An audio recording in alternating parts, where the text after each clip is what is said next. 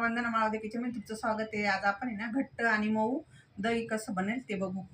दही लावण्यासाठी मातीचं भांडं घेतलं, तुम्ही स्टीलच्या भांड्यात पण लावू शकता. दूध घेतलं, आता 2 चमचे दही आपण ह्या भांड्याला लावून घेऊ.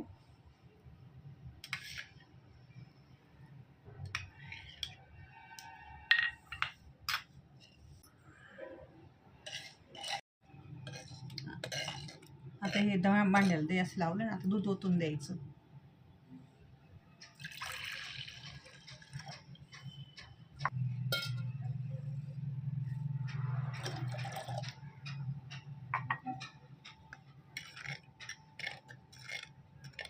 सगळं मिक्स करून घ्यायचं आणि कपडा बांधून किंवा झाकण ठेवून ठेवून द्यायचं.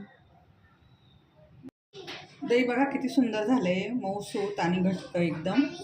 माझ्या पद्धतीने दही बनवून बघा आणि शेअर करा, लाईक करा, सबस्क्राईब करा. बघा कसं